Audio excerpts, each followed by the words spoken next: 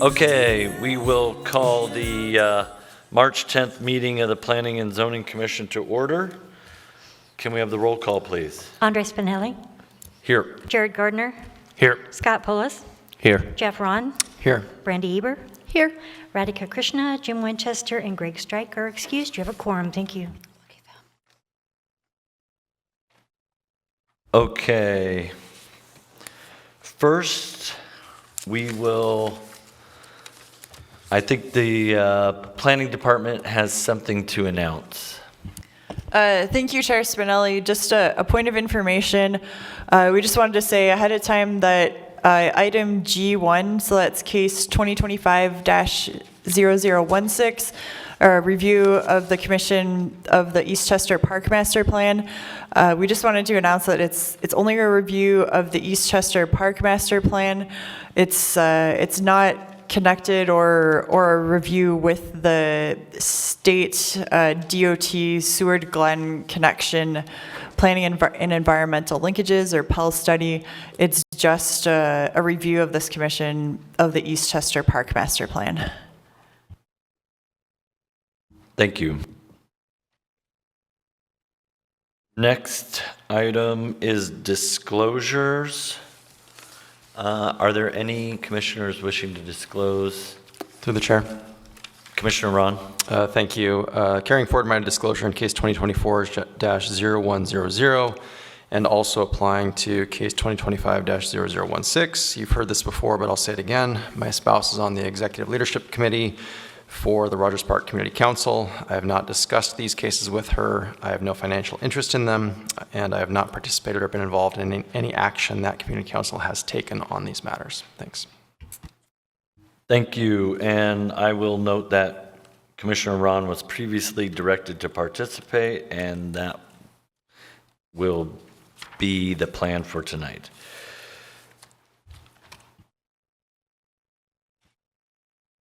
Next on the agenda, unfinished business for case 2024-0100. The public hearing on this item is still open. Can we start with the staff presentation? Yes, this is Tom Davis with the Municipal Planning Department. The Commission has received this evening 3 additional items for this case, including an updated staff memorandum dated March 10th that provides the Planning Department's updated recommendation to approve the October 2024 public hearing draft Community Council boundary recommendations. And secondly, an updated attachment 7. This is updated from attachment 7 that the Commission received along with attachments 1 through 6.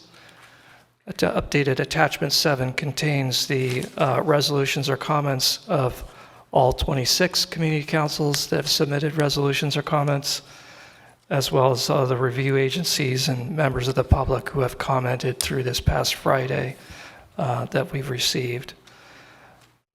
These public comments collectively recommended 11 changes to the public hearing draft boundary recommendations, and the memo, the updated staff memo, provides a brief staff recommendations in response to those, and the details of the staff's comment response is in attachment 8, which is new. So in sum, the Commission has attachments 1 through 6, which comprise the public hearing draft materials. The Commission received those on January 6th when it opened the public hearing. And in addition, updated attachment 7 and attachment 8, which provide the full comments and issue responses to those public comments. And tonight's memo, which provides the department's recommendation. Just briefly, the documenting the process, the public hearing draft materials were released on the project webpage on October 30th, 2024.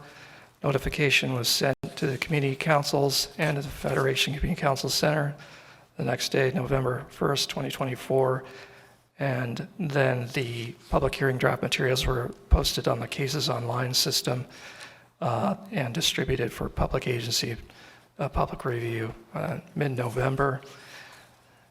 The public hearing was open on January 6th and was continued to February 3rd, but was postponed to this evening. So this evening is a continuation of the public hearing, which began on January 6th.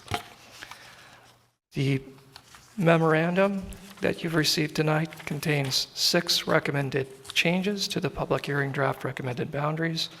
Those are listed on pages 1 and 2 of the memorandum, of this evening's memorandum. There are 4 extra copies of all 6 attachments from January 6th. They're there on this counter in front of us here, in case anyone from the public is here for the community council boundaries.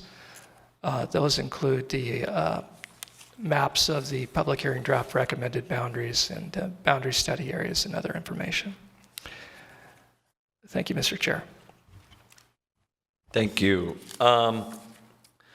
One question I should have asked you earlier, Tom. There is a short board. When there is a short 5-member board or commission and a postponement is offered to and agreed to by the petitioner, they will be moved to the next regular agenda meeting. This should occur within 30 days, which does not require renoticing the case. If the petitioner is willing to postpone but unable to attend the next available meeting date within the 30 days, the petitioner has a one-time only option to choose the next date certain she can attend at no extra fee. This is a question for you, Tom. Did you want to move forward with the case 2024-0100 tonight? We would recommend moving forward with the public hearing. My understanding is that there are folks here this evening who are here to testify. It'd be the commission's choice whether it wishes to postpone or not. Postponement, there's no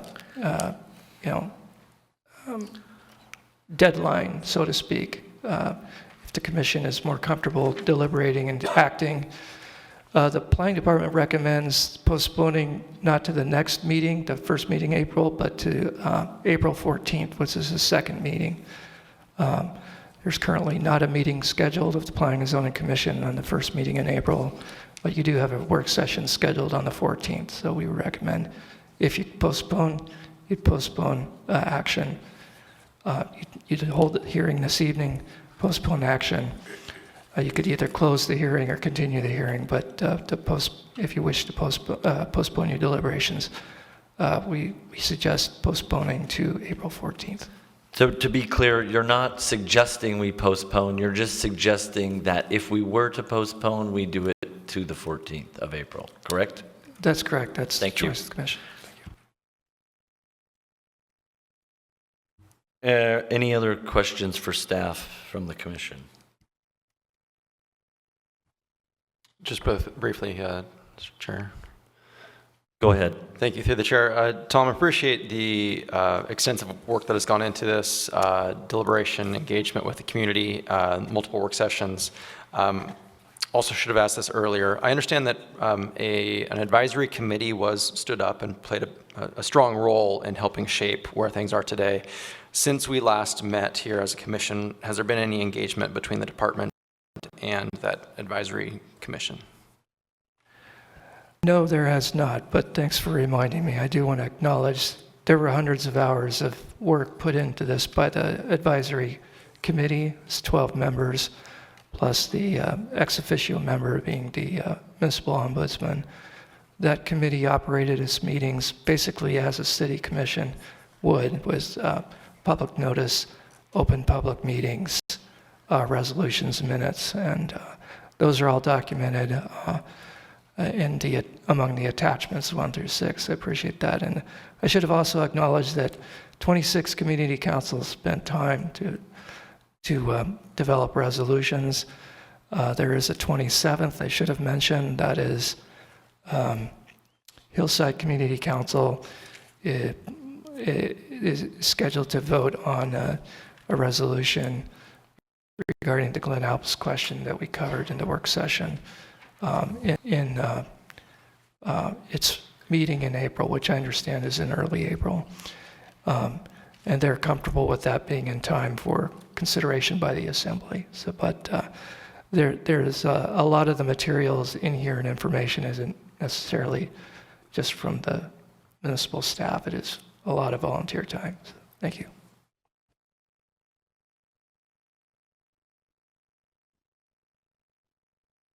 Seeing no more questions for staff, we will continue the public hearing.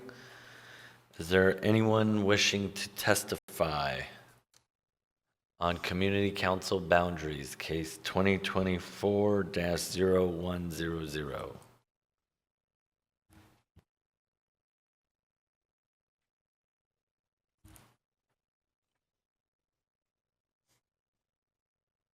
I thought somebody was here.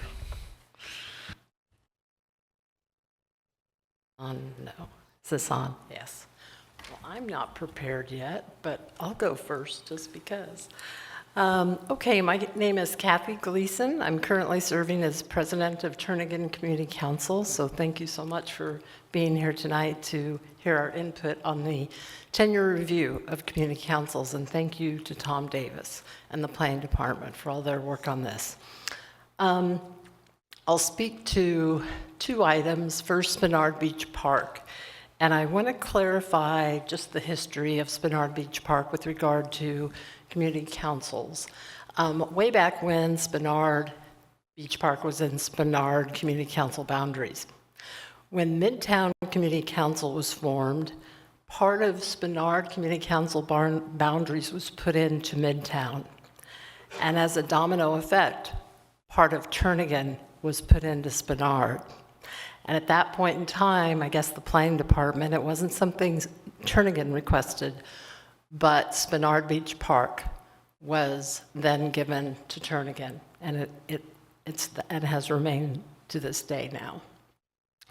Just to clarify as well, it was not Spenard Community Council who requested Spenard Beach Park, to my knowledge, because that was actually my idea when this whole boundary proposal came up. I thought, you know, it used to be Spenard's, it's now ours. We initiated a big master plan airport doesn't want it to be called a master plan, major improvements to the park. We collaborated with the airport, they gave their okay, and we said, we should include Spenard in this. It's not in their council boundaries anymore, but it's important. And so we collaborated on that, and after that effort a couple of years ago, we did phase 1, and now we'll still do phase 2. I felt like that was a good thing to maybe just include and have an overlapping boundary. So you guys can take all that information and go from there with it. We support the overlap, but at minimum, we certainly would not want Spenard to retain that part of that area because it is just south of Turnagain residential. With regard to coastal boundary change, I think maybe Tom's somewhat mixed messaging with regard to how clear or how muddy, no pun intended, the coastal boundary issue is. I can give you a pure example of when Turnagain Community Council was absolutely not notified of anything, and we had to inject ourselves into the process, and that was the jet fuel pipeline from the port to the airport. And there was a working group, Turnagain Community Council, nor Sand Lake, or excuse me, South Addition, or downtown. There was no council representation on that working group. Myself and 3 other people inserted ourselves and crashed the meeting, and they then reluctantly agreed to include us in the working group. And we gave good input that they actually took into account. And it was a good process, but by no means did that start out that way. So you can see why Turnagain Community Council is very hesitant to support the Hyming Tide as our coastal boundary. There's other projects that have occurred in the past, as was referenced, a reroute of the coastal trail into mudflats farther out. We don't have any details as to what that would look like yet as part of the Fish Creek Trail Connection project. We have no details yet. We're anxious to see what's going to happen because that's all within our boundaries. There's a proposal on the master plan of the airport to do a second north-south runway, which we have fought more than once. But if that happens, that will have a huge impact on the coastal trail to the west, west of municipal property, Point Warrenzoff Park, for example. So these kinds of things come and go with regard to activity, and as was also mentioned, Point Warrenzoff Point, where there's a major erosion issue that will have to be a multi-agency. We want to be at the table, not when public hearing happens or when there's a comment period of a month. We want to be there at the beginning so that we are part of the discussion, part of the collaboration, and if it's not within our boundaries, we feel like we'll lose standing and we'll have a reoccurrence of what happened with that jet fuel pipeline. Thank you very much, Chair. Are there any questions? We have a question from Commissioner Gardner. Thank you. With respect to the boundary issue, I guess I wanted to make sure I understood what you were saying. Is the suggestion that the issues that you had experienced previously had anything to do with the actual location of the boundaries, or are you just saying more generally that you feel like you've got a stronger position to try to inject yourself into the conversation if it is something that is within the boundaries? Absolutely. Okay. And that was in our boundaries, as it still is now, part of that section of the pipeline. And yet, that didn't seem to make any difference in terms of reaching out to our council for collaboration in any way. So we know what it could look like if it's not in our boundary. That's what happened when it was in our boundary and is in our boundary. But if we're left out, and I'm sure other community councils would feel the same way, if actions are taken, projects are proposed that would potentially have some major impacts, councils would want to be part of that process and not just hope and have some kind of vague assurance that, oh, I'm sure they'll notify community councils. It doesn't sometimes work that way if you're out of the realm of the municipality formatting and process. Thank you. Thank you. I have a follow-up on that. Do you think it makes a difference if we draw your community council lines outside of the municipality lines? Do you think that makes a difference? Because what I'm assuming is happening is there's a project happening outside of the municipality's lines, and that's why your community council may or may not be informed, because the city of Anchorage has no jurisdiction there. And so just because we draw the lines out there, I mean, it might make you feel like you have a voice, but do you think it actually does anything technically speaking? Well, it did for the jet fuel pipeline once we injected ourselves and said, hey, this is within some community council boundaries. You need to collaborate us. We need to be part of that working group discussion when decisions are being made as it's moving forward, not wait until they have a proposal and then maybe you see an ad online, which really scares me. If that's how DNR notices, well, we'll post it online, you can see how fragile that is in terms of notification. So any leverage that community councils can have and say, at least that's, on a map, that's within our boundaries, whether it's municipal or not, I think is something that we have to lean towards. And then as Tom alluded to, nobody really knows where those boundaries are right now. And so I guess at the very least, until that happens, I think we ought to stick with the status quo. Okay, thank you. Anyone else wishing to testify, please step forward, state your name. Otherwise, we will go to the phones.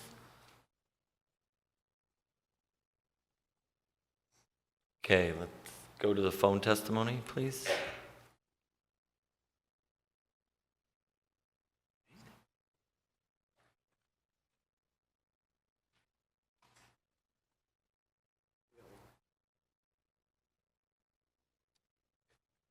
I was planning on testifying. but Okay. if you want to do the phones first, that's fine. What do we want to do? Do we want to take? Okay, you can testify now, then we'll go to the phones next. Yep, don't slack, people. I'm gonna move right past you. Sorry about that. Well, thank you. Thank you for hearing the case. Thanks to the planning department and everyone's efforts involved in the boundaries of the community councils. My name is Stephen Callahan, Callaghan. I represent the University Area Community Council tonight. Basically, in a nutshell, we disagree with the change between Baxter and Boniface. We would like to keep Baxter and Boniface in the University Area Community Council. Okay, and the other item is the combining tutor area in the university area. We support that, that decision, that boundary change per se. The tutor area, people are already attending the University Area Community Council from the tutor area. And there's 2 resolutions that were included in the packet, one from tutor area, one from the university area, that support the merger of the 2 community councils. Regarding the area between Boniface and Baxter, we have very little residential, very transient community. We have very little residential in the University Area Community Council. That's one of the reasons we'd like to retain the area between Boniface and Baxter. The other reason is the university district plan matches up to the current boundaries of the community council, which extend to Baxter. The university expressed an interest during the meeting that, they would like to retain that boundary because it's very clean for the university, the UMed district plan.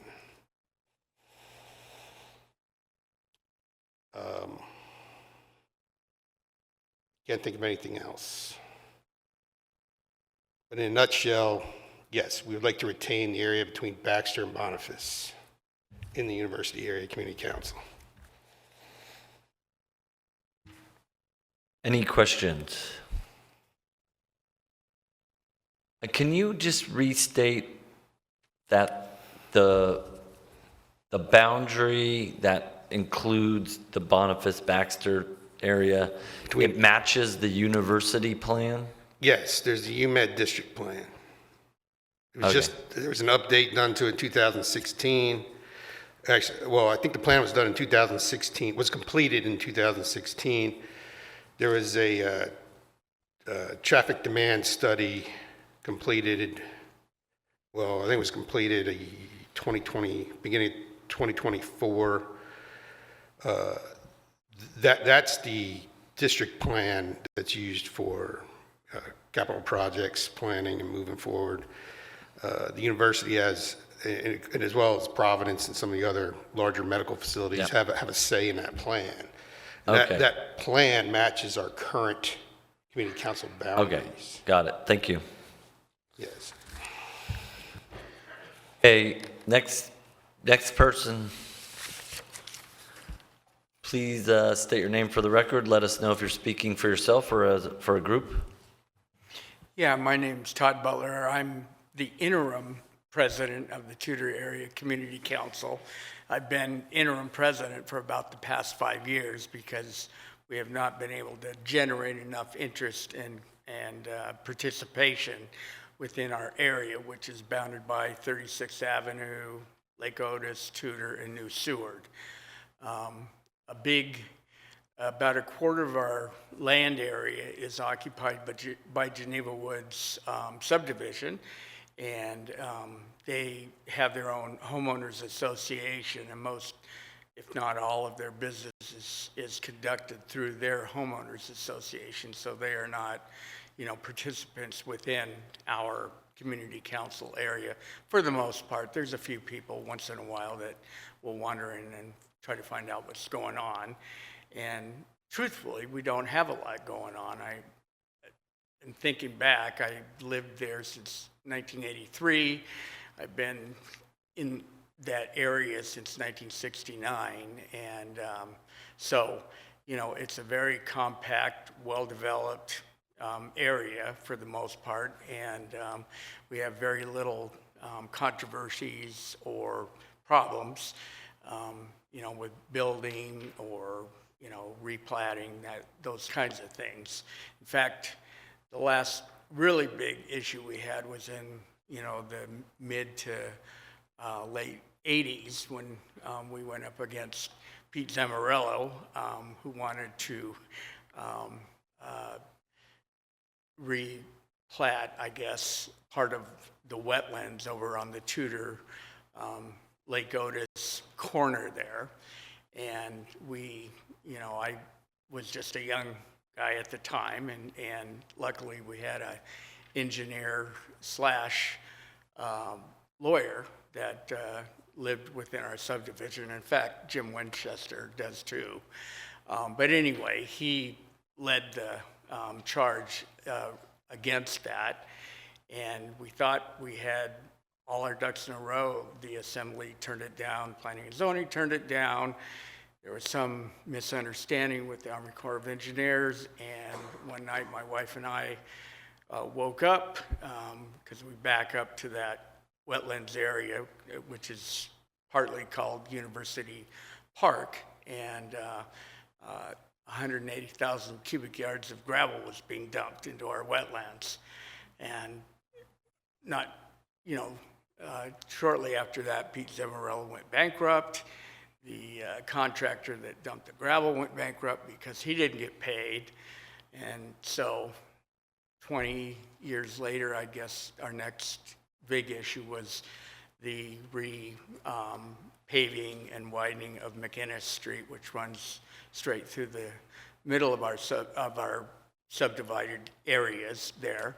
And that turned out to be a very nice and useful addition to our neighborhood, as far as having sidewalk and speed bumps for the fire engines that go, up and down McInnes. And the last thing we did was get a stoplight at McInnes and East 36th Avenue so that people could get out on a 36 easier in the morning for headed, wherever they were for work. And since then, we really haven't dealt with much. We, of course, we're part of the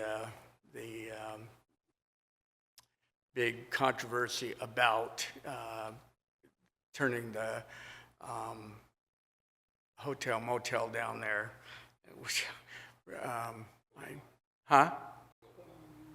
Yeah. Anyway, sorry, I'm spacing it at the moment. But anyway, that was our last big controversy and seems to have been resolved so that Geneva Woods in particular can live with that. And also, they're a little concerned about, the proposed overpass of Seward Highway over 36th Avenue that the DOT would like to implement at some point. So anyway, we did have a quorum for our vote, and we had 5 people show up, and that's what we needed, and we voted unanimously to go ahead and merge with University Area, which we're very happy to do, very happy to be part of a larger organization or group there, and really impressed, especially with Steve Callahan and his knowledge of land use planning and all those things. So that's all I've got. Thank you. See no questions. Okay. Anybody else from the public wishing to testify before I open up the phones? Okay, let's go to the phones.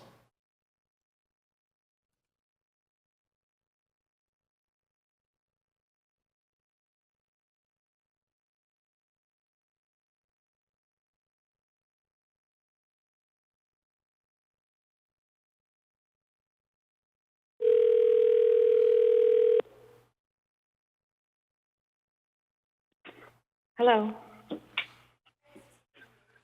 Hello. Hi, is this Penny Gage? Yes. This is the Planning and Zoning Commission calling for public testimony in case 2024-0100. Are you testifying tonight as an individual or representing a group? A group. Hello. For a group, you will. Yes. Oh, sorry, I think there's some feedback. You have 5 minutes to testify as a group representative. Please state your name for the record, and you may begin. Thank you. Good evening, members of the Planning and Zoning Commission. My name is Penny Gage, and I serve on the board of North Star Community Council as the elected Federation of Community Councils delegate. Thank you for the opportunity to speak today, and thank you for the virtual accommodation because I have 2 young kids. I've been getting down to bed. I'm here to voice the strong support from the North Star Community Council Board for adjusting our community council boundary to include Valley of the Moon Park within North Star's designated area. This is not a current recommendation from the Planning Department in the documents in your meeting packet today, so I'd like to be making our case here.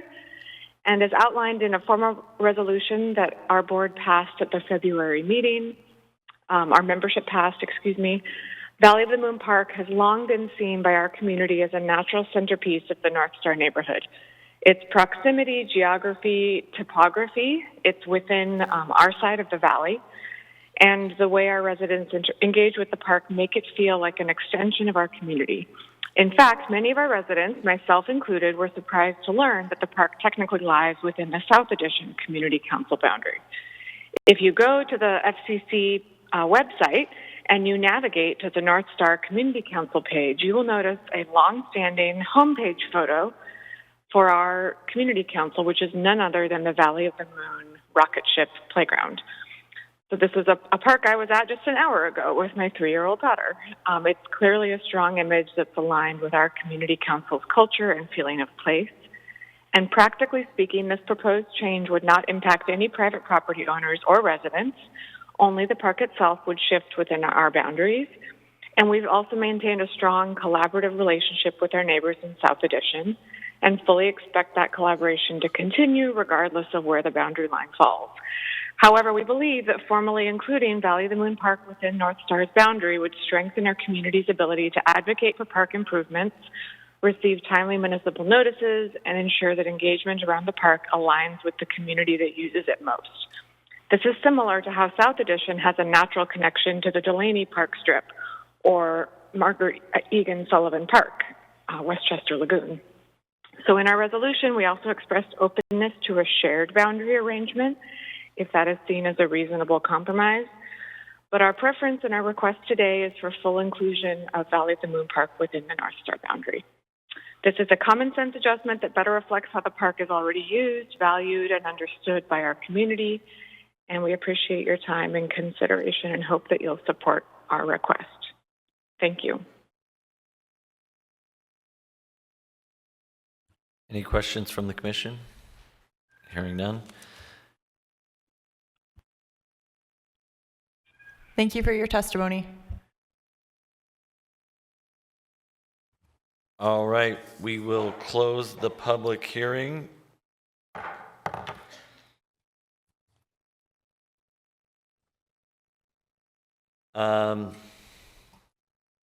Staff, did you have anything to add?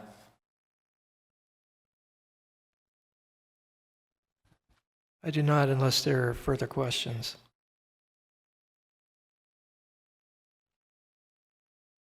See none. All right. What is the will of the body?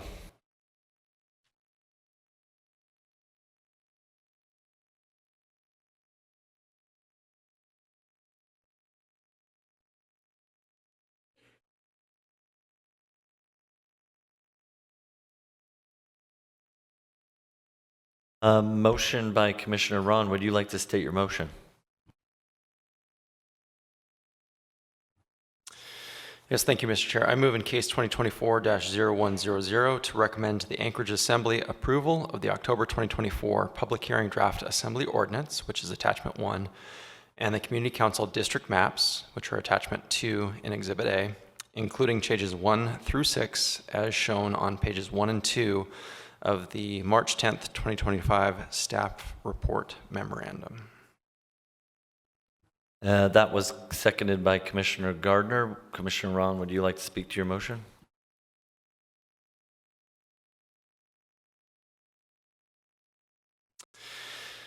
Thank you, Mr. Chair. Fellow commissioners, I do intend to support the motion. As I noted in my question to staff earlier, acknowledging the amount of work that has gone into this thus far has been impressive. The amount of dialogue and engagement, the standing up of a fully fledged and empowered committee, and the extension of this public hearing to enable more engagement with the community and receive the comments, some of which we heard tonight. In my estimation, the department has taken a hard look at the latest recommendations, evaluated them, made the commission informed about their decision-making process, and given me the information necessary to fully support the motion.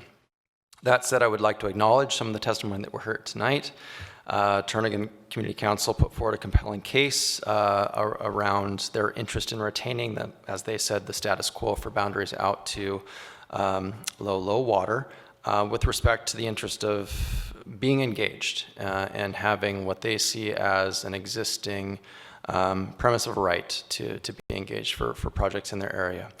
That said, given the department's position around the lack of definition for what low water is, may or may not be, and my understanding of the tidal flats is a very dynamic area in which that intertidal zone changes quite a lot, giving it quite a different look and feel to the landscape as opposed to the other parts of that community council above ordinary high water. For those reasons, I support the department's position in making that change.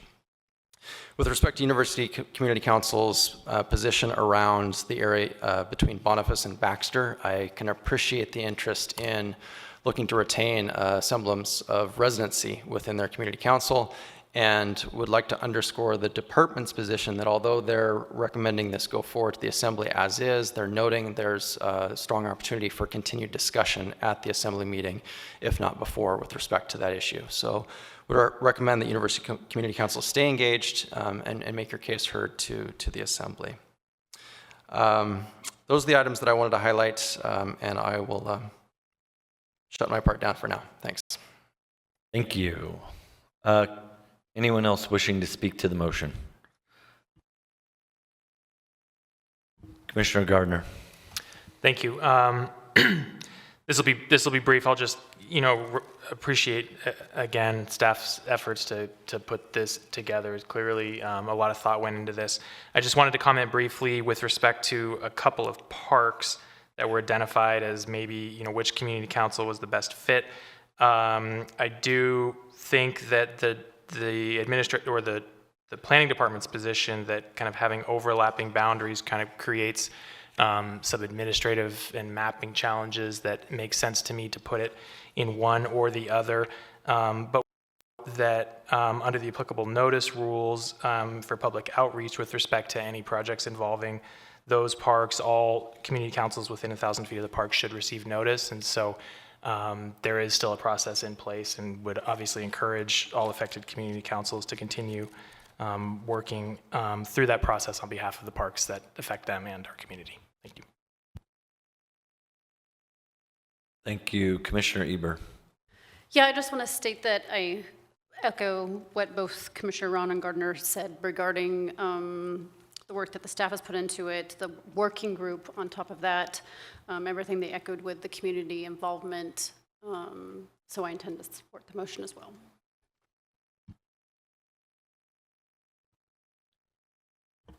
Anyone else wishing to speak to the motion? Seeing none, we'll call for the vote.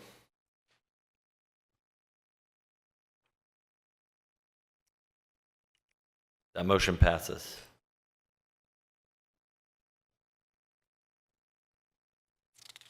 All right. We will move on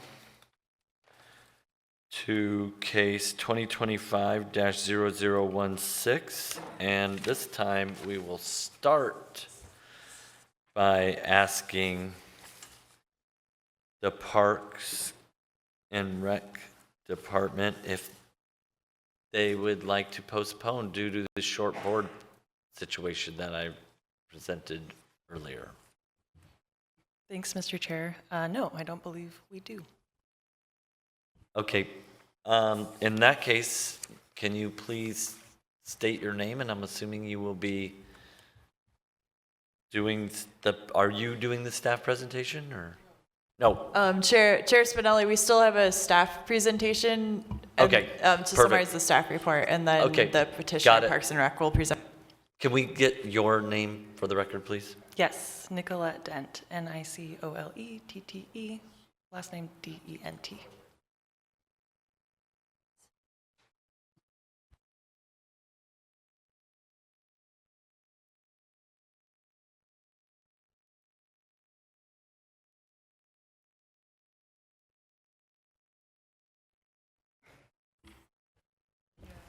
Okay,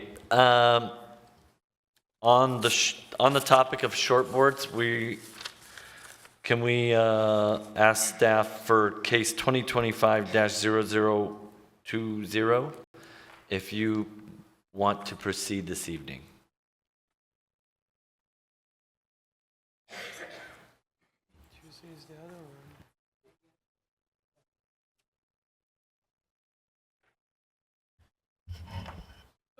Mr. Chair, this is Daniel McKenna-Foster, Long Range Planning. Yeah, we were planning to proceed with that one. Okay, same question for case 25-0021. Also, Daniel McKenna-Foster, Long Range Planning, that's the one with Parks and Rec, and we talked with them, and I think we'd like to proceed with that one as well. Perfect, thank you. All right, now we will proceed with the staff presentation on case 2025-0016. Thank you, Chair Spinelli. Good evening.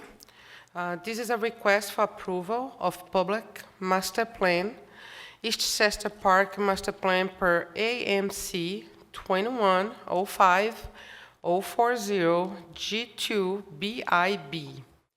Eastchester Park includes approximately 87 acres across 5 parcels and zoning PLIP, Public Land Institutions Park zoning district. The park is bounded by East 20th Avenue to the north, Lake Otis Parkway to the east, subdivisions to the south, and the Seward Highway to the west. The Seward Highway and Lake Otis Parkway run north-south through the park, forming distinct east and west section of the park.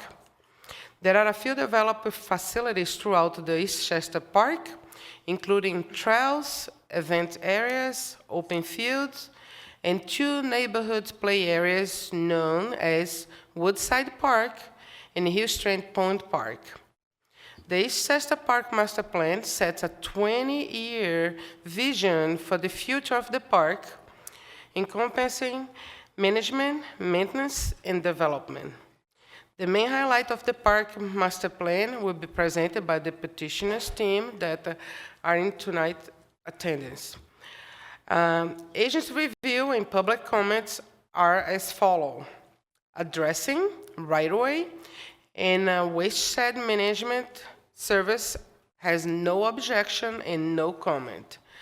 The Anchorage Water and Wastewater Utility has no objection, but their comment the proposed project will result in the need for AWW to relocate Pump Station 06, Eastchester, and adjust the inflow and outflow mains accordingly. Private development has no objection, but advisory comments recommend looking at snow storage at the end of East 20th Avenue and any drainage areas that do not have drainage easements. The State of Alaska Department of Transportation and Public Facilities has no objection, but commented no vegetation will be permitted within the DOT and public facilities right-of-way along the Seward Highway. And currently, the department is conducting the Seward to Glen PEL Planning and Environmental Linkage, a transportation study that's not under review tonight. Traffic Department recommend approval of the plan, but advise that Parks and Recreation needed to apply for the Title 23 site permit for proposed modification to access from the right-of-way and proposed parking improvements. Flood Hazard Administrator comments are that Chester Creek is a FEMA mapped stream located on a special flood hazard area, Zone AE, with floodway. Work in this area requires a flood hazard permit. The restoration of Chester Creek discussed in the master plan will require full flood analysis, and the work in and change to the floodway will likely require FEMA letter of map revision. Public comments. The department mailed hearing notice to property owners, residents, and community council in accordance with the Title 21 notice procedures. All the community council that surrounds the area were involved throughout the development of the East Chester Park Master Plan. No comments were sent directly to the planning department.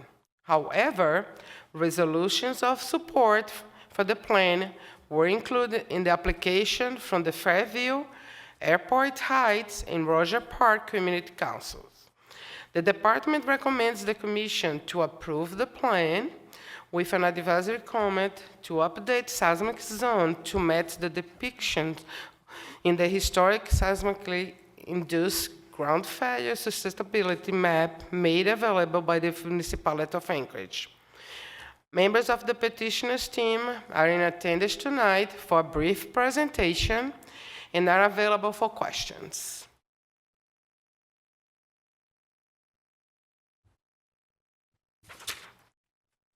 Thank you. Are there any questions for staff from the commission?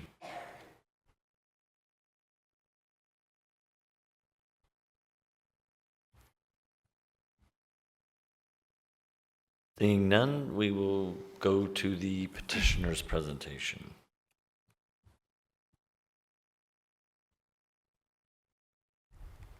Great.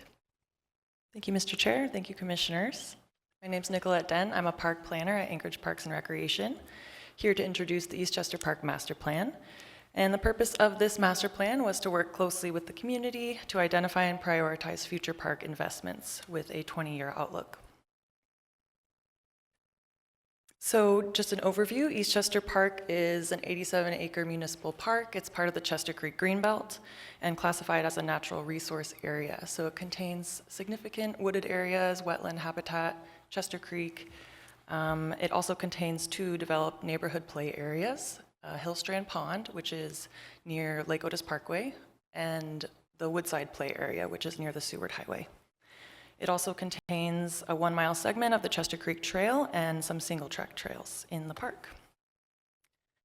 So this park was first protected and developed as Anchorage was developing around the Greenbelt in the 1970s. Urban renewal projects, the construction of the highway, and the channelization of Chester Creek were significant changes to this area that really defined how the park looks today. So on the image at right, you'll see an aerial of the original route of Chester Creek through Woodside Park. That's just near the Seward Highway. And this is a larger look at wetland extent in 1950, so in the dark blue. You can see what's today the park boundary and the original alignment of Chester Creek that meanders through the park along with the North Fork of Chester Creek. Today, obviously there's been a loss of wetland habitat around the area as this park is surrounded by relatively dense and diverse housing types and neighborhood landmarks like the Anchorage Senior Activity Center and the Shiloh Baptist Church. Some issues that we identified in this plan. There is an AWU lift station in one of the open fields of this park. AWU currently has to clear snow and drive through a field to get there, so it causes some damage to the fields. There's a lack of parking. The parking lot that does exist is gravel and has poor drainage. There's a lot of barriers to using this park in the winter, including lack of lighting and snow management around the park. The playgrounds are becoming outdated and were last improved in the early 2000s, over 20 years ago. There are invasive species in this park, namely European bird cherry. And there are some pedestrian access concerns, especially from the Fairview area. So along East 20th Avenue, you can see there's a lack of traffic calming and no separation between pedestrian space and traffic. And there's also a gap in access to this park from the north side. So if you are familiar with Sitka Street Park near Merrill Field, there's not a direct trail connection to this park there. So we worked with a community advisory group over the last 2 years. That included members of surrounding community councils. We did an online survey with 100 responses and hosted a number of public workshops in the park and at the Fairview Recreation Center. We also worked with a bunch of great partners, including AARP, the Senior Activity Center, Catholic Social Services, to create this plan together and create a vision. So the common themes that guide this plan are to protect the natural environment, provide safe year-round recreation, especially in the winter, improve connectivity and safe access to the park, and to make the park an intergenerational place for all ages and abilities, and also to make the park a place to celebrate and gather. So I will go over 5 focus areas that are described in more detail in your packet and in the plan, starting with the Woodside Park area. So this is near Seward Highway, south of East 20th Avenue, and you're looking at the park as it is today. Chester Creek and the Chester Creek Trail are kind of bisecting the park. And this is the master plan vision. So what the master plan envisions here is to create a larger, more continuous park space by restoring Chester Creek to natural meanders and moving it south. We would then centralize the parking area and the playground and also expand on the recreation opportunities offered here by adding a community garden, fitness area, a picnic pavilion. We would also recommend narrow single-track flow-style trails developed in the bluff, just north of Rogers Park or the Juneau Street Spur. And just want to note that channelizing or dechannelizing the creek, restoring the creek in this section was explored in depth with our community advisory group, and we also consulted AWU to discuss how this might work. But we're motivated by the benefits of the restoration of the creek, which would be to create that more continuous and purposeful park space. We'd be able to improve utility access for AWU and create a defined pathway for them to get to the lift station. We'd also be able to improve access to creek viewing and public interface with the creek. All at the same time, we'd be protecting water quality and reducing the effects of erosion into Chester Creek. Moving to Hillstrand Pond, this is near Lake Otis. This is a quieter section of the park. It's further from dense housing, but still a popular walking destination. So we recommend selectively upgrading the playground equipment here, creating a walking loop around the lake, and looking to add some skateboard features in the park that focus on skill building, and then replacing the bridge and the fish passage culverts that are at this section. The Sitka Street Trail connection is another focus area of this plan, and this would be to address the gap in access to the park from the north. So the plan recommends a trail connection formalized between the Maplewood Spur, traveling north to Sitka Street Park, where there is an existing paved trail and playground. And we also recommend providing that direct neighborhood access to East 20th Avenue.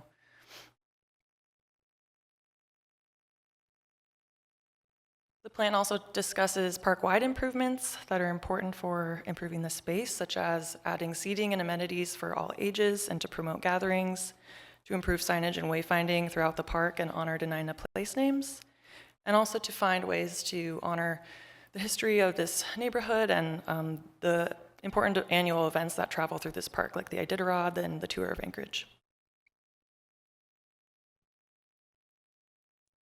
For our timeline, if approved, we would proceed this fall and winter with design and engineering for phase 1 of the master plan, as we already have bond funds in hand to begin improvements.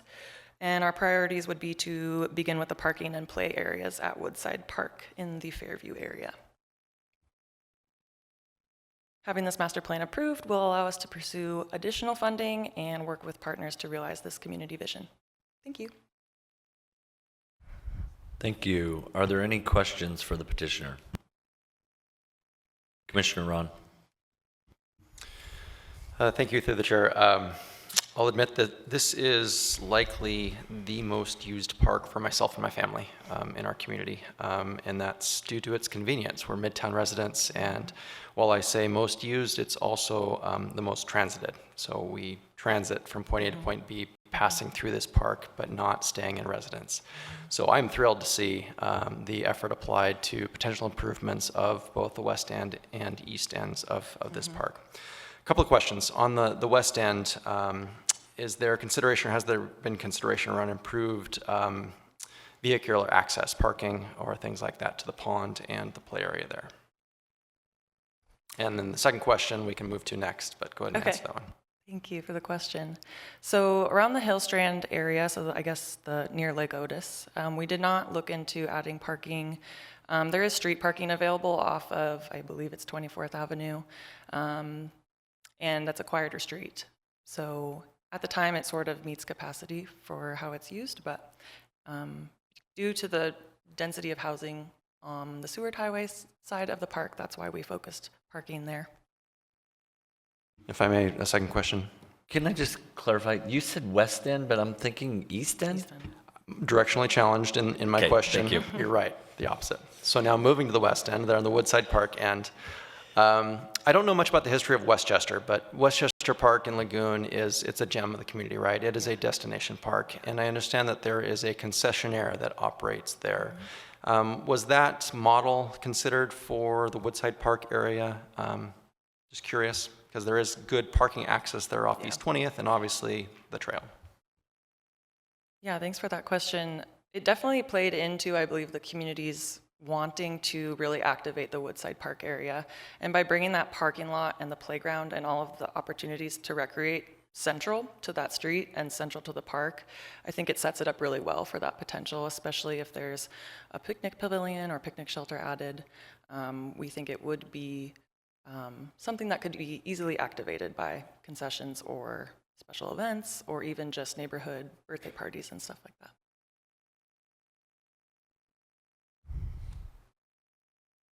Thank you. I see no further questions. You have 2 minutes and 30 seconds for rebuttal. Next, we will open up the public hearing. Anybody from the public wishing to testify on this case? Yep, just one at a time. Please step forward, state your name. Let us know if you're representing yourself or a group. Am I on or off? My name's Mel Langdon. I live in Rogers Park, and I'm here to support this plan and hope for your approval of it. I was a member of the community advisory group, and we were engaged with the park staff through very, very robust outreach and facilitated meetings, even biking through the park, to identify concerns that we had along the trail. And parks also, as I illustrated in their presentation, had the pop-up events, and it solicited input from neighbors that use the park and people traveling through the park. As Commissioner Ron pointed out, it has both kinds of park visitors. I think this plan reflects a robust short and long-term enhancements for the park. A lot of thought went into it. A lot of details are there to help support the implementation of the recommendations in the plan. And it will serve both those who travel through the park and those who use it as a destination for their events and for their children's activities. And a lot of thought was also put into not just children, but a multi-generational venue for people to come and recreate. So want to applaud the staff for their involvement and their detailed work in developing the plan and providing community input and opportunities for that. And basically just want to ask you to support the plan. Thank you. I see no questions. Anybody else wishing to testify, please step forward. State your name and let us know if you're representing yourself or a group. My name is Barbara Riley, and I represent myself. Thank you very much. I thank you all for inviting us to this meeting. I just love transparency. I had a question. One of your slides was very confusing to me. That one where you showed it was... Please, she can answer your questions in rebuttal. She has time for rebuttal, but please speak into the mic for the people watching. Sure. Okay, personally, I've lived there since 1990. I'm not speaking of as the president of East Ridge 3 Homeowners Association, but I am, and I have been for very many years. I have protected and worked to maintain that greenbelt area from Lake Otis up to Orca Street, from 15th, and then as far south. I've worked as hard as I can since 1990, that's 34 years, to keep that as a greenbelt area. That is a corridor of animals and transport, and I have seen salmon in that stream that runs along there. When I'm told that there's no transmission from 15th Street through that little trail down to Sitka Street and such like that, I get really confused because you can walk right straight through the park down Sitka Street. So there does not need to be any more development of that. Also, generally, about every 7 to 10 years, a plane crashes coming into Merrill Field. So this is not the place, as was previously years ago suggested, to build a hospital or shopping malls or anything else. From looking out my living room window, I've seen moose, bear, red fox, goshawks, bald eagles, ravens. This is a regular corridor. I would ask you, as a person who lives there and is my neighborhood, leave it alone. We're just fine. The other thing that happens is, as you increase transport through that park, it also increases homelessness that we've had through that park. The other of it is that when you speak about park development, we already have parking problem on Sitka Street already from events that are hosted there during the park. So it's really doing quite fine as it is. And I would ask you to go ahead and leave it alone. Save the money and put it somewhere else. Maybe Valley of the Moon wants newer, bigger, better equipment. We're doing just fine. Thank you very much for this opportunity to speak. I appreciate it. Thank you. Anybody else wishing to speak? Please step forward, state your name for the record, let us know if you'll be testifying for yourself or a group. Just myself, thank you. I'm Dean Potter. I'm a resident of East Ridge Condo Association at the east end of Eastchester Park, and I've looked over the master plan. It's fantastic. This document should be a model for what other plans look like. The Park Service did a great job involving the public and coming up with a great product. I know this is not about the Pell tonight and that you don't have any administrative grip on that yet, but it is relevant if you look into your packets for attachment 1, comment from reviewing agencies. Page 15, you have the input from DOT and PF in regard to 2025-0016. What they note as being relevant for input from them at this stage is about vegetation planted along Seward Highway and the replacement of the culvert and pedestrian tunnel over Chester Creek. Not a word about their alternative D that would obliterate half a mile east-west through the very park that this master plan makes it planned for. So that should put you on notice about how DOT is playing this. It's not straight. Why do they think that they should not mention this plan at all in their agency review to the Planning Commission and the department and the public? I don't know, you can't answer that question, I can't answer that question, but we're going to have years of dealing with DOT and this Seward Glen Pal and project, and here's where we can start to learn how DOT is going to go about it. Thank you. Thank you.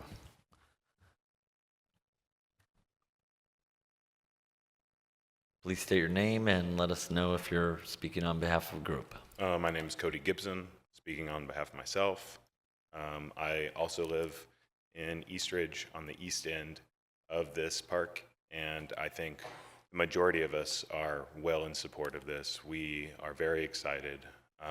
One thing I would like the parks to consider is if expanding the Hillstrand Pond from Lake Otis from 20th to 24th, there is no access on the west end of the street, and it would be nice to consider some additional sidewalks, anything to make access to the park a lot easier. I've seen many people jaywalk across the road back and forth between these areas just for lack of access to the park. So that's just one little comment I have. Thank you. Thank you. Anybody else wishing to testify, please step forward.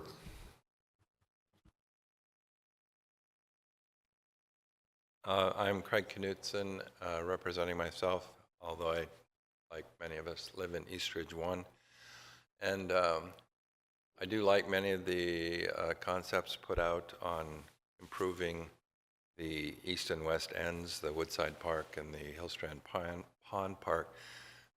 But in my opinion, one of the true beauties of this area is the undeveloped area where Chester Creek is meandering through the floodplain. And it's mostly winter access only because it's so wet, but it's a beautiful, beautiful area. And a lot of the neighborhood people ski and bike through that area all winter. And I would like to know if there's any ideas about how that area in between the two parks will be preserved, or what the plans are, because it's actually, as somebody said, it's about a mile long in between, and the proposal is really about the east end and the west end, and there's very little about the distance in between. So I'd like to make sure that that is addressed in the 20-year plan. Thank you. Anybody else wishing to testify, please step forward.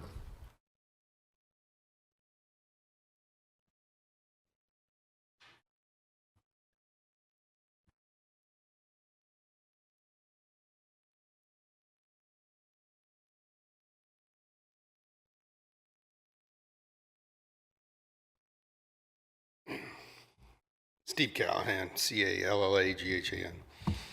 I'm speaking on behalf of myself. I'm sure people in the university area would also agree that this is a good plan. We tend to use this, the trail that goes through that whole area, go from Goose Lake to Tekishla, to basically Chester Creek, and then take that trail down to the Westchester Lagoon all the way. So just express my interest in supporting it. And like I said, I think a lot of people in the university area would support the improvements in the master plan for the East Chester Park. Thank you. Anybody else wishing to testify? Last chance.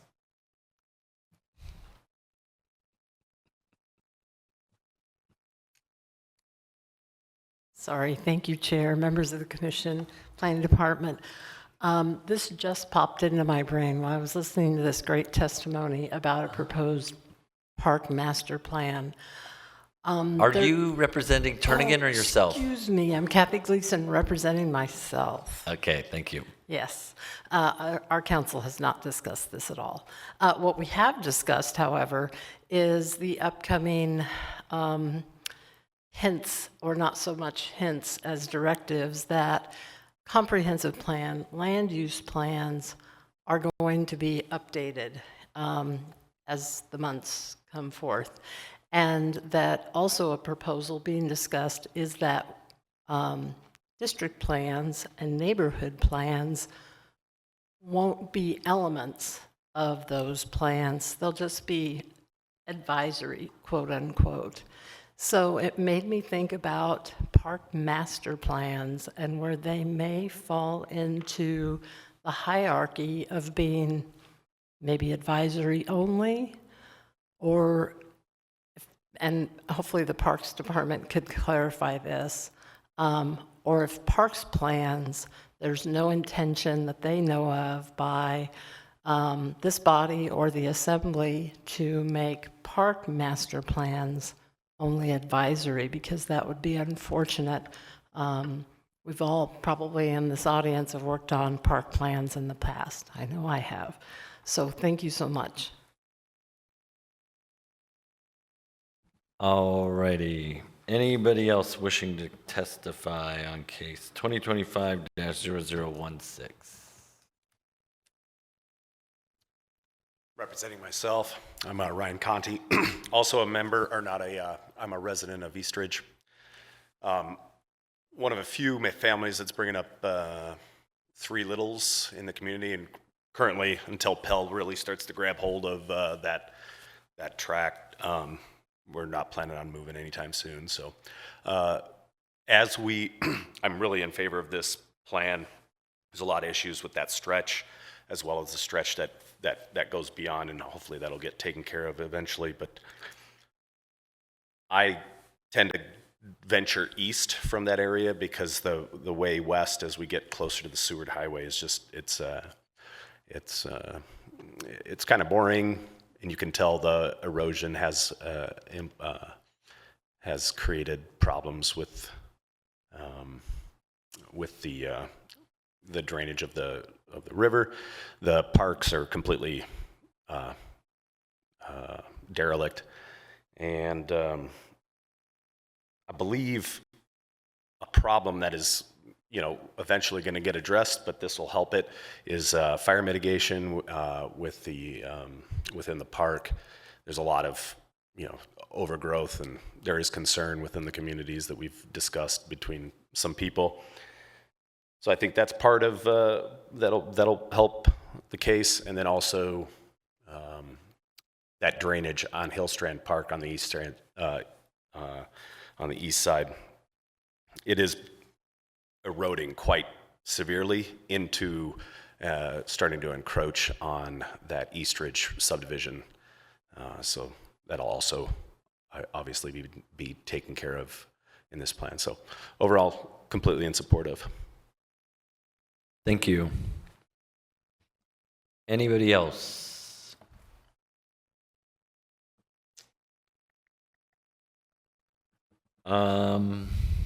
Rebuttal.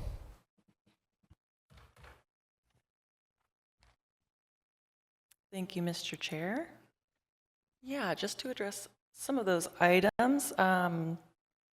Someone brought up the trail connection to Sitka Street Park and concerns about impacts to wildlife habitat and natural resources in the park. And they were correct, there is already a social trail there.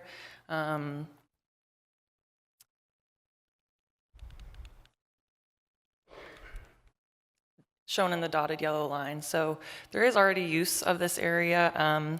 We feel that formalizing a trail connection, considering paving, widening it, lighting it, that generally provides a much safer place for humans to be and encourages more traffic through the park, more positive traffic.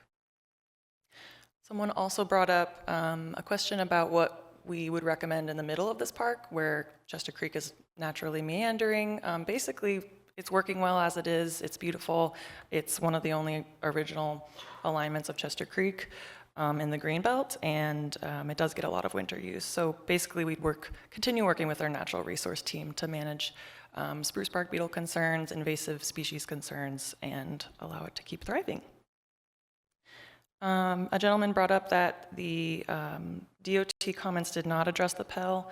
They did address it on page 6, and just to note that our department has been engaged, has attended the open houses for those, for the Seward to Glen study, and we're keeping track of it and recognize that it's still in a planning phase. A gentleman brought up access from Lake Otis. That's a great point, and that would be something we would work with the streets department to implement in the future.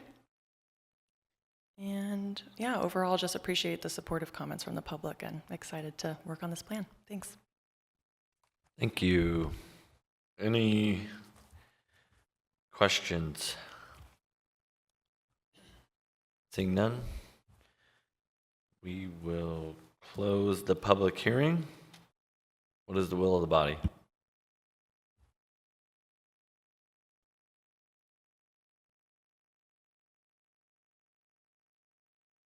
Motion by Commissioner Gardner. Would you like to state your motion?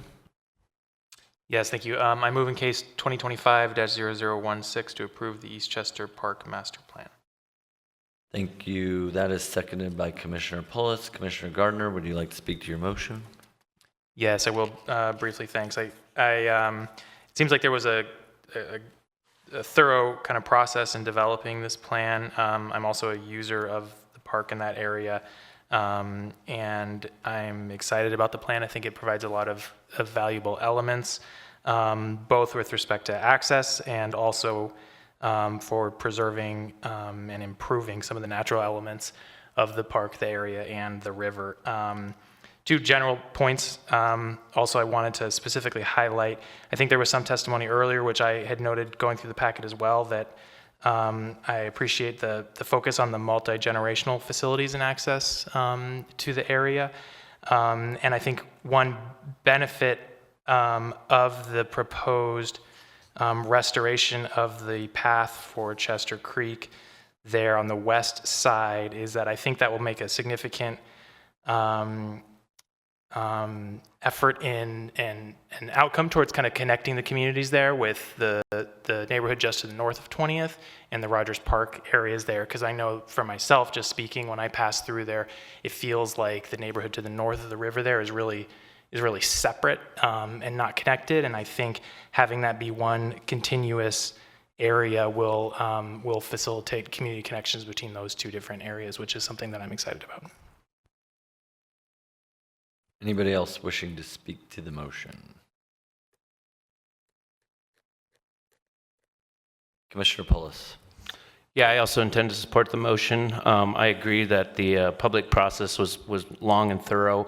We had at least 3 resolutions of support and multiple testimonies tonight in support of it. And even further, the agency review with this, including AWU and people like that, that's going to go a long way. AWU has some big facilities in there, and I feel that it was an overall just really good public support for this project, and I intend to support it.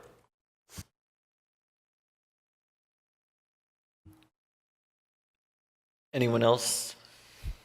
I'll just add that I also intend to support the motion for several reasons, but I particularly appreciate the inclusion of skateboard facilities. Let's call for the vote.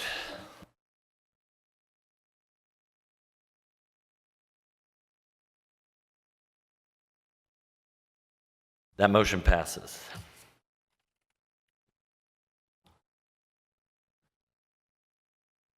Does anyone need a break, or do we want to keep going?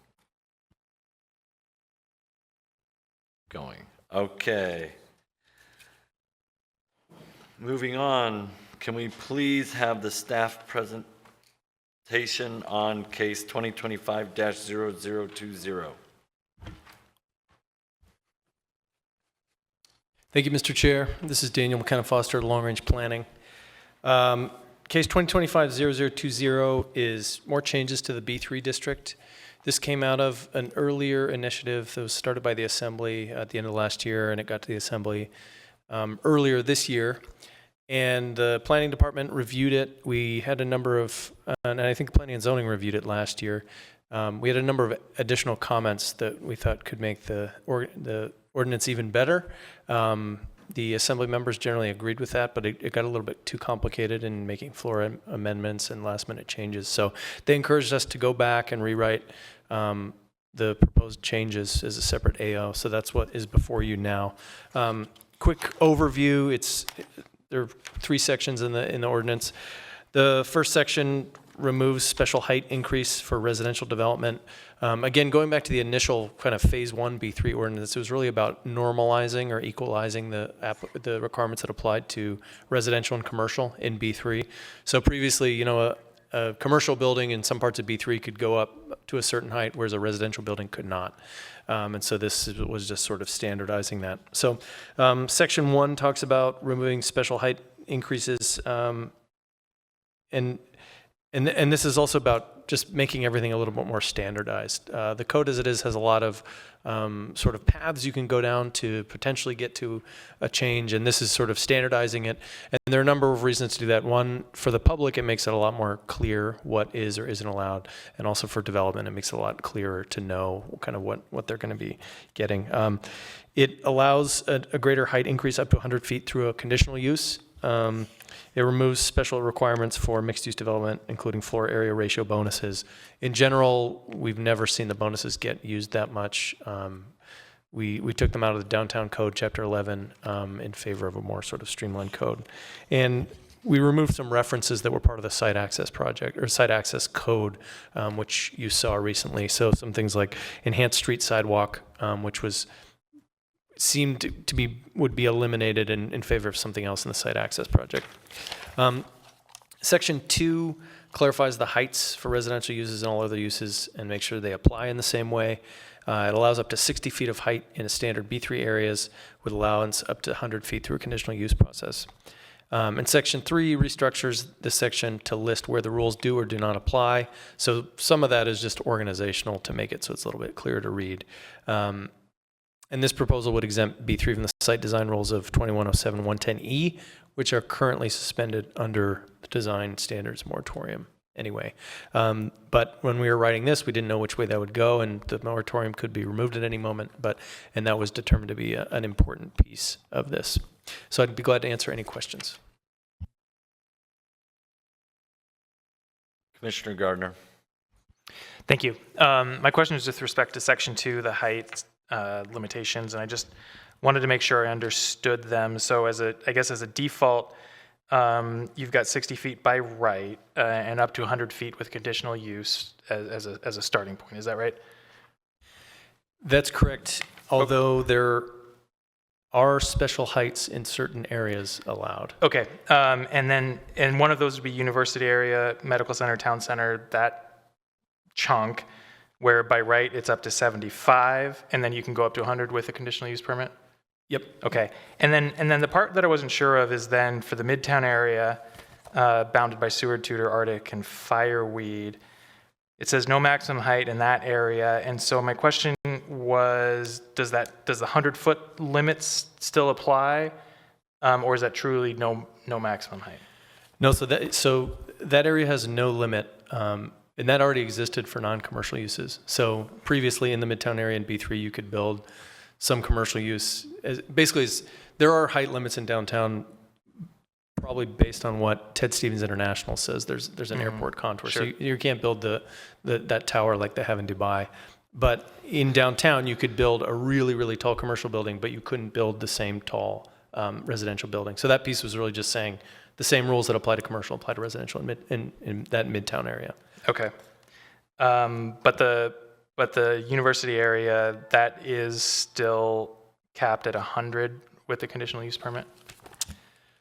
The university area is capped at 75 feet, University Medical Center, Town Center. Can it go up to 100 with the CUP? Yeah, well, up to 100 with a conditional use permit. Okay. I would wonder, I guess I just for consideration, maybe clarifying that 100 feet with the CUP applies to the 60 and the 75, but not the other ones, because I guess my reading through that, I wasn't sure how that 100-foot with the CUP, like which it applied to, if it was just the general of 60, or the 60 and the 75, or if it also carried through to the Midtown area. just for consideration, if that makes sense. That's a very good comment. Thank you.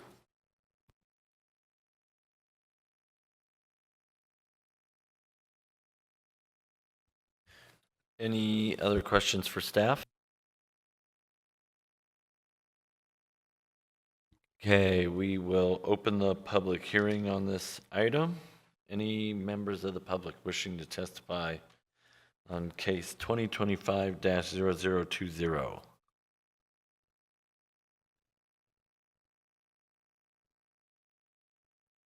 Going once, twice, 3 times? We will close the public hearing. What's the will of the body?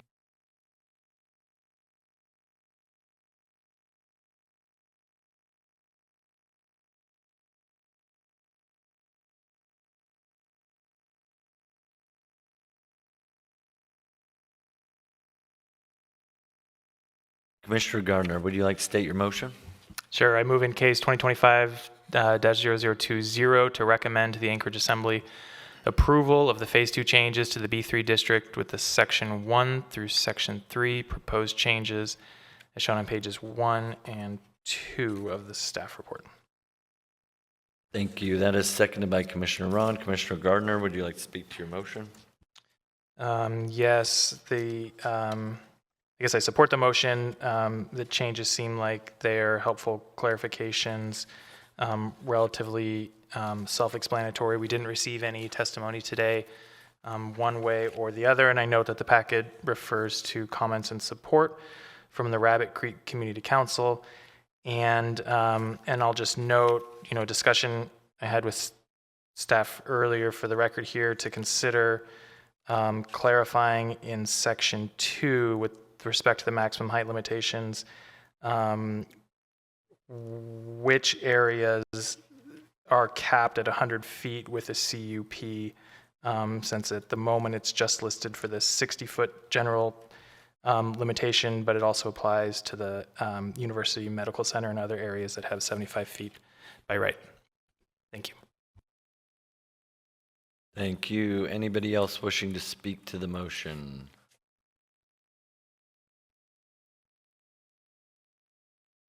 Seeing, hearing none, call for the vote.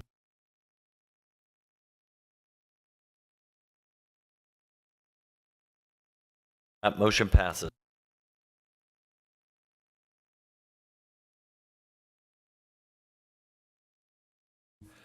That brings us to case 2025-0021. Can we please have the staff presentation? Thank you, Mr. Chair. Daniel McKenna Foster again, Long Range Planning. This is a pretty straightforward ordinance. We really brought it forth for our colleagues in Parks and Recreation who are fortunately here tonight. It's about the cost threshold, which is written in code at which Parks and Recreation needs to go through an extra site plan review. And this, those set 10 years ago, costs, of course, have increased. Even in subsequent discussions, even after this, we wondered if maybe the cost threshold should be increased even more to sort of future-proof this ordinance. So that might be something worth considering. Currently, it's we proposed it moving from 500,000 to 750,000, but maybe it'd go up to 1 million. And basically, talking with Parks and Rec and talking with staff, they do a lot of work on outreach on their own, whether or not the code requires it or goes through the site plan process. So that's why we felt pretty happy about this, and everybody we talked to was pretty happy about their process and making sure they do outreach. I think as we saw with the East Chester Park plan, but Parks and Rec staff is here tonight, so I'd also encourage anybody to ask direct questions of them since they know a lot more about the complexities of complying with this section of the ordinance.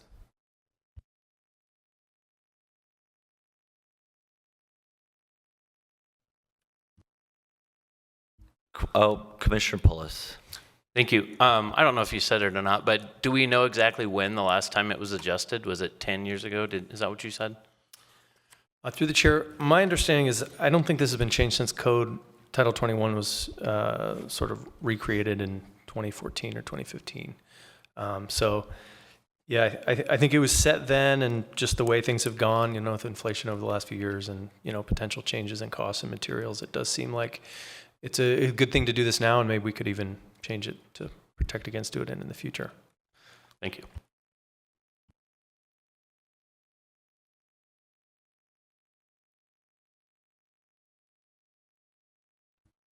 Any other questions for staff? Commissioner Gardner. Yes, thank you. Yeah, your comments, that was the one question I had originally written down, was if this was enough of a jump, seeing the note here about the 1.8 times increase in construction costs in just 3 years. But I guess more generally, thinking through kind of future-proofing options, how many like monetary thresholds are there like this built into Title 21? And I'm wondering if it makes sense to kind of think more holistically about ways to, if we're going to try to future-proof this or go through updates here, if it makes sense to look at a broader way to kind of deal with these types of triggers. Through the chair, I might lean on the current planning manager, Elizabeth Appleby, for that one. Through the chair, Commissioner Gardner. I actually do not know. I can't think offhand of anything in code that has a monetary threshold like this. So I don't know if it's something we need to look for, but yeah, I guess my answer is I can't think of any offhand, but I'm not 100% certain without doing a thorough code search. Okay, thank you. I guess while we're here, did park staff have anything to add? Okay. All right, let's open the public hearing. Oh, Commissioner Ron, sorry. Apologies, Chair and Commission. Question, is there any information to support what the average cost of a major site plan review by parks would be? And apologies if I missed that.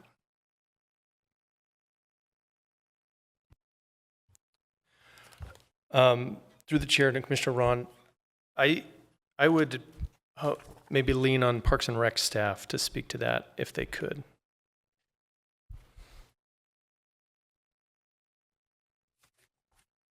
Please state your name. Tanya Hickok, Hickok, park planner and civil engineer for the department. And just for clarity, if you look into the memorandum, we did state that it's in excess of $20,000 for this specific project for Tikashla Park, and it did add over 3 months of planning applications and then going through the public hearing process. And Tikashla was a fairly small project, so it could be an excess of $50,000 or more. Well, we got you. The previous amount was $500,000. I'm guessing $500,000 in 2014 is more like $1.5 million in 2025. And I'm just curious what civil engineer with the parks would have to say. I think $1 million would probably be more appropriate. I do understand that the last few years have been quite a steep increase in pricing. It had been fairly steady up until the COVID era. So I would be pretty comfortable with $1 million if it did get raised to that limit.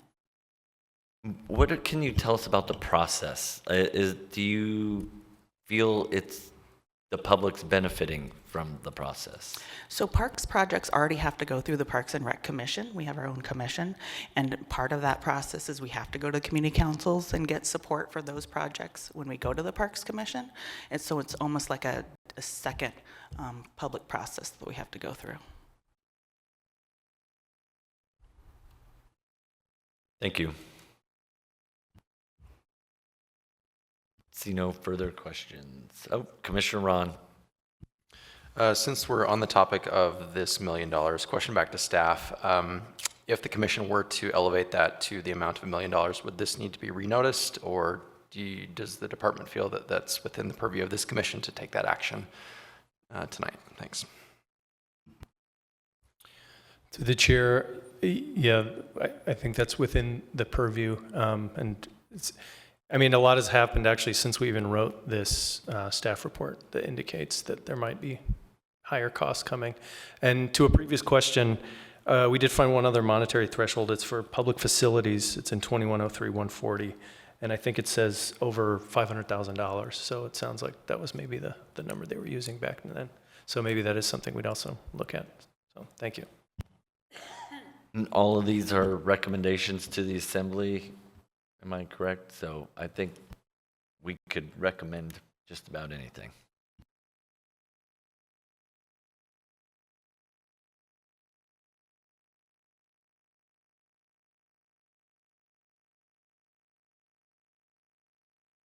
Okay, let's open the public hearing. Anybody wishing to testify, please step forward.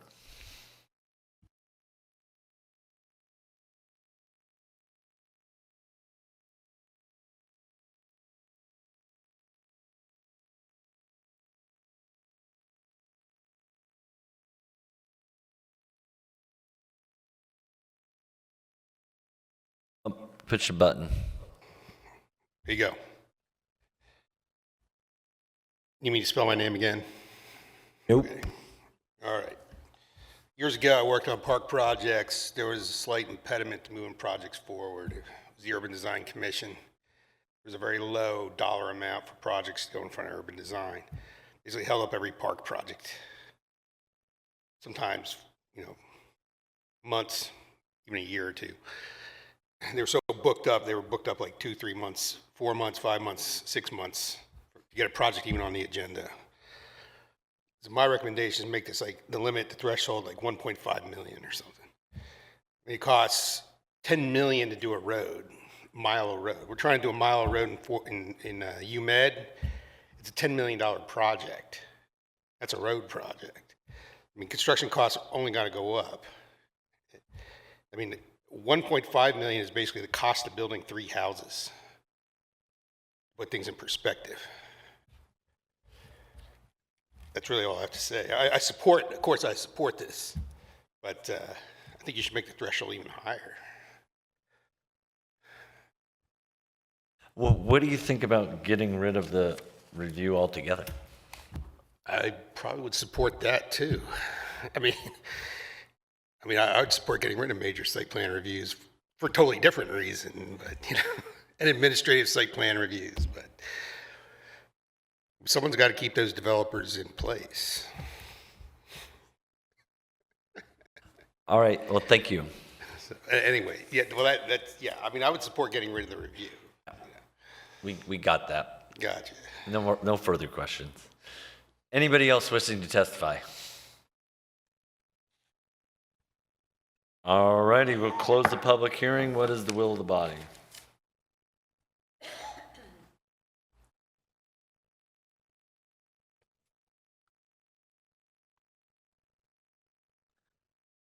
Commissioner Pullis, would you like to state your motion? I move in case 2025-0021 to recommend to the Anchorage Assembly approval of text amendment to Title 21, updating the requirements for site plan review of park projects.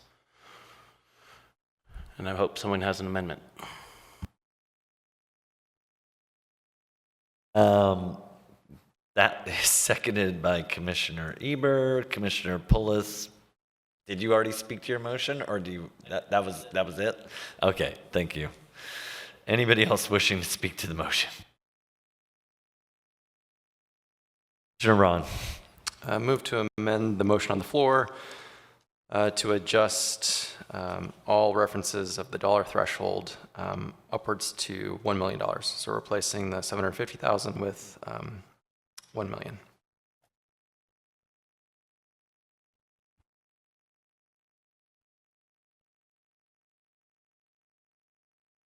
Clarify, when you said all references, is that in this particular section or in the other section referenced by staff as well?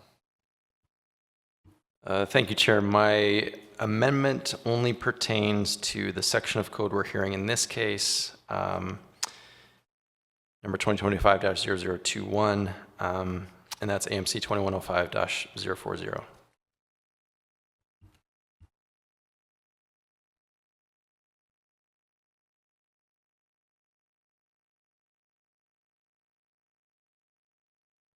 Hey, we will get this up and just take a look and see if this looks acceptable to you. So the motion to amend is made by Commissioner Ron, second by Commissioner Ebert. Commissioner Ron, would you like to speak to this? No, Chair, I think we've had adequate discussion on the item thus far. Thanks. Anybody else wishing to speak to this? Seeing none, call for the vote.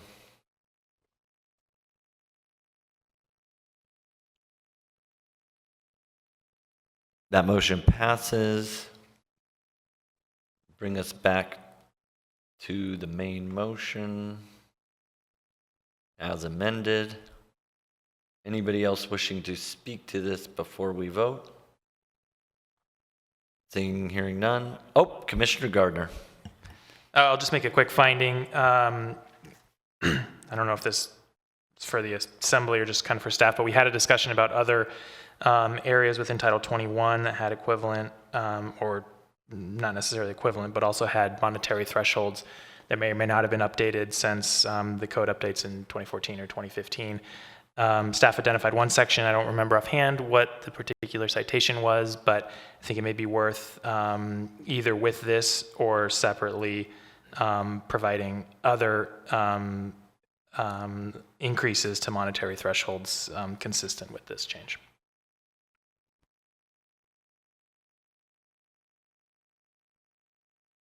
I will just Commissioner Pullis. Thank you. I just wanted to add the recommended findings that construction and labor costs have increased over the past decade. As a civil engineer, it's at least a third to half since, I think, 2014. So I think we did a good amendment there. This proposal will help the Parks and Rec Department deliver projects that will benefit the community.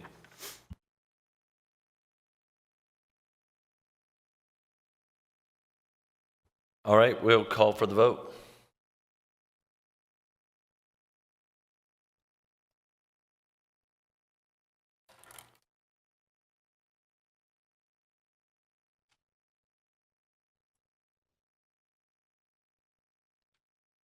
That motion passes.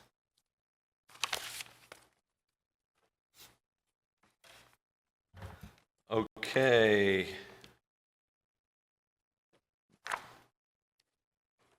The next item on the agenda is commissioner comments. Are there any commissioner comments? I see none. We do have a handout from staff. Staff, would you like to speak to these Title 21? Yes, thank you, Mr. Chair. So at the beginning of the meeting, we distributed sort of a teaser about what we're going to be working on with the 10-year targeted update. So as we mentioned at the last meeting, we were instructed by the Assembly to do a 10-year targeted review of the comprehensive plans, and that's looking at both the 2020 and 2040. And we've been thinking about how to do that. And the targeted aspect is really focusing on housing and really making sure that the policies, actions, strategies of the plans are what the community needs to achieve its goals. A lot of the goals in 2040 and 2020 still seem pretty relevant today.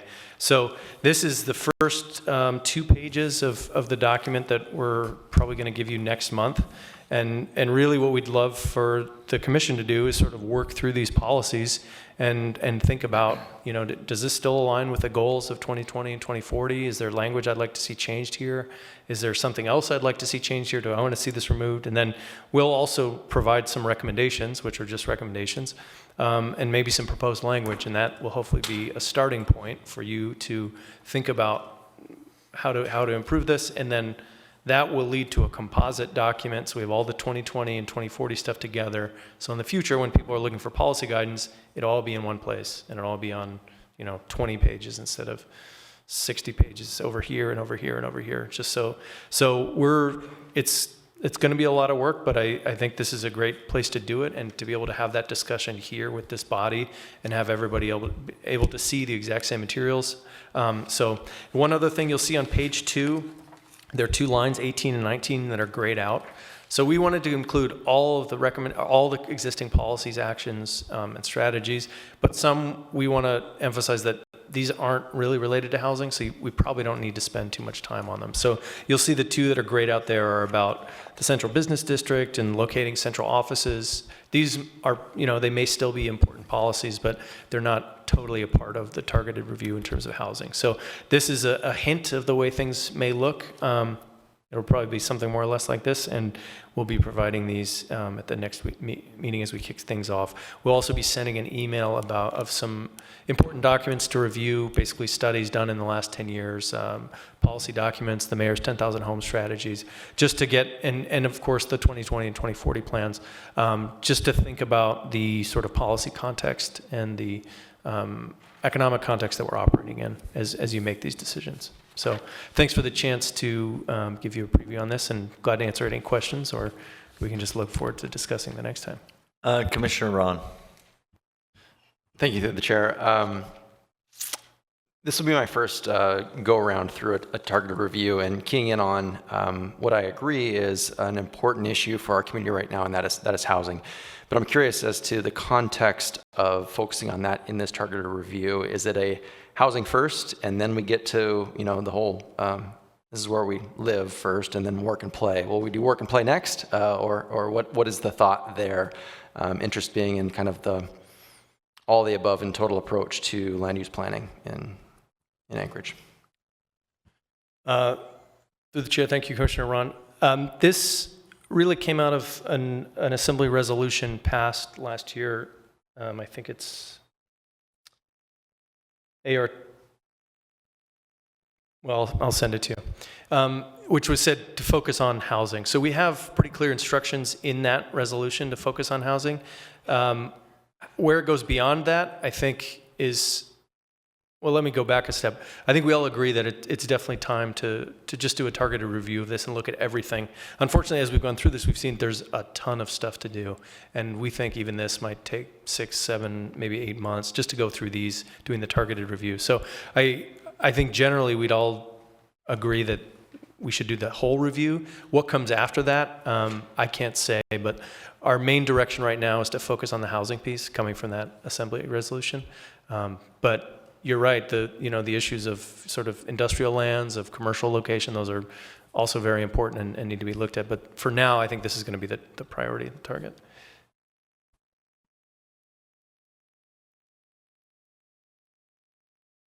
I was curious on general land use number 3 staff recommendation, update this policy or remove. Is there supposed to be a question mark there?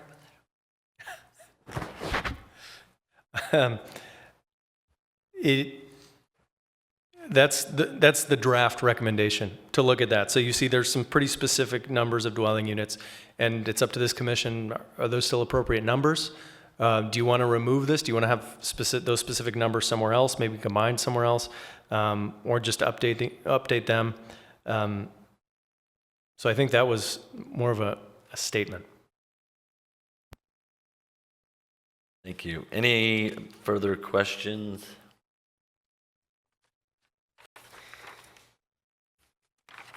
And so you said you're going to be sending more information via email. That's what we should be expecting?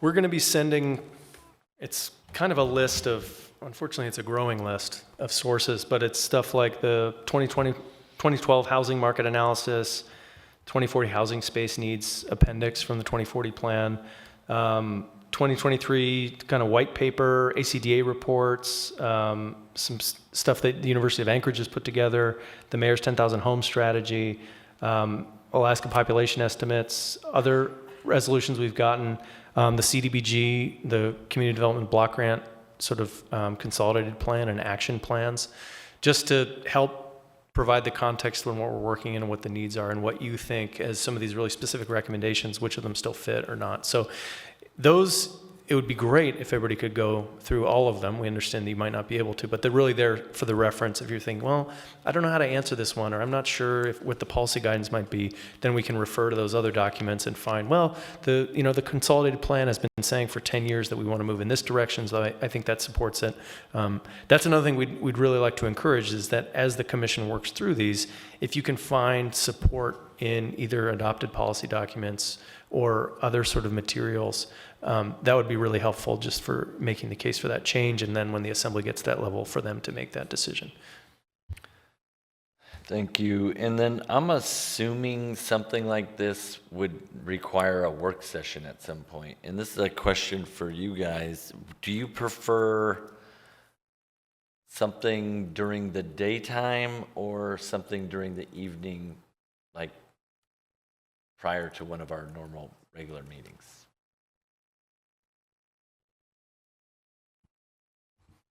Commissioner Ebert. I prefer evenings. Evenings? Yeah, okay. Anybody else?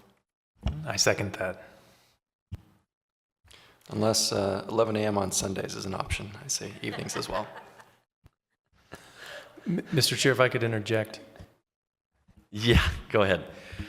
Our initial thought was that this could be done as part of the Title 21 agenda item in a regular meeting, so in a regular scheduled meeting, so we don't get spending the rest of the year doing work sessions. I mean, the commission is, of course, welcome to encourage us to move in whatever direction you like, but when we initially conceived of this, we thought we could fit it into the existing schedule, so we're not creating extra meetings outside of these meetings.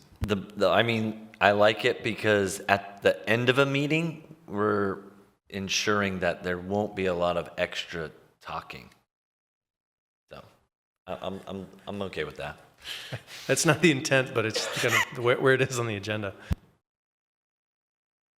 Okay. I think that wraps us up for tonight, unless anybody had anything else to add. Just a brief question, sorry, Chair. The assembly updates, thank you to the department for providing those. The March 4th meeting, item 10B2. What's the context with that item? Will we see something coming to the commission?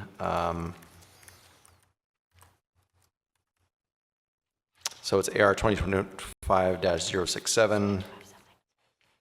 I believe we heard something relevant to that in testimony about neighbor park plans. And discussing it next time is fine as well. Through the chair, that was just adopted or just agreed upon, I think, last week, and I'm not sure they set a date. Elizabeth, do you know? I believe the AR said to get a response to the assembly by September of this year, but we have not reviewed the materials in that resolution, but I believe the direction is to bring it to PZC and get a response to the assembly by September.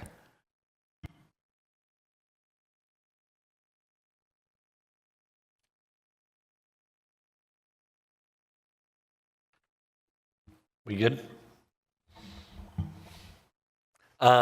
Lori has something to say. Through the chair, a couple of things. I will be reaching out to you for a special meeting so that we can adopt all these resos and get them to the assembly. Hopefully maybe this week or the first part of next week when you guys are available. Also, April 7th, there is not a meeting. I'll send reminders out, but no meeting. April 14th, there is a work session at 5:30.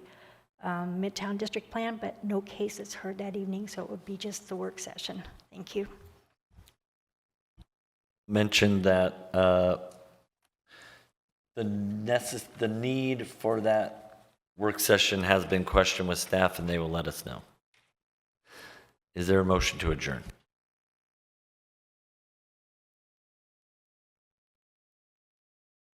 Moved. Motion is made. Is there a Seconded. second? Seconded. Any objections? Hearing none. Good night.